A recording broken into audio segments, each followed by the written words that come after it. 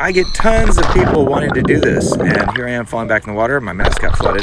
So this is kind of how it goes. Once you learn how to dive and you know what you're doing, you know all the ins and outs, you drop back in the water. Depending, you could do a giant stride, and then you cruise down to the bottom with your reel with this flag attached that you have to keep. And you have to always be popping your nose and keeping your ears from blowing up, because when you go down deep, just like you go to the bottom of a pool, boom, you've got to decompress your nose. Otherwise, you get all this pressure. So as long as you can do that one time, you can go all the way down to as deep as you need to go.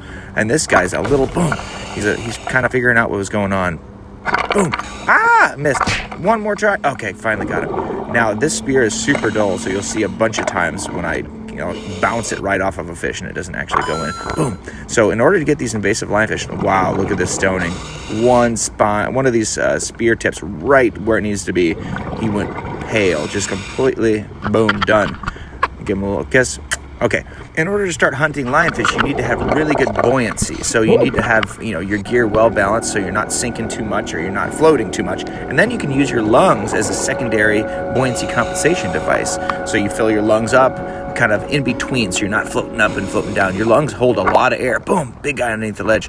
So you got to use those lungs as part of this whole thing, so you can make sure you're not crashing into the bottom or floating up like crazy. And then you can adjust, porkfish, you can adjust how much air you have in your actual BC, which is the big sack on your back. Boom. And it's got the tank held onto it. Look at that guy, got good and stoned too, but I don't have time. This dive, we actually, boom, fill the entire container, and what we do is called a Nate special. I got so many fish that I filled it up so much I couldn't fit another one in, and last second, I got one more big fish. It was incredible. It doesn't happen very often. Look at these cool little parrotfish. I think they're wrasse, actually. Look at how neat they are. They're traveling a little pack. Right now I have 2 flashlights, 2 Big Blues on my head, and Big Blue brand is the best brand you can get. Beautiful queen angelfish.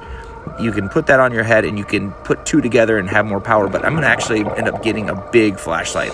That'll make the colors pop. But you see how you see quite a bit of color here? There's a lot of color. It's just normally I don't have a bright enough flashlight to make it work. Boom. But this is extra impressive, and it's lighting up all these little colors all over the bottom. So it's kind of cool to see the whole dive instead of just a little clip, Here I am scootering and kicking at the same time, so I can cover more ground and get to where I need to be. And boom, I find a bunch of them underneath this ledge. Boom. Oh my gosh. Now tomorrow, boom, I'm going to go diving over in Fort Lauderdale, and I'm going to go to a spot where they have all these tires. They used to use a whole bunch of these tires together. They tied them up and they said, this will be a great reef.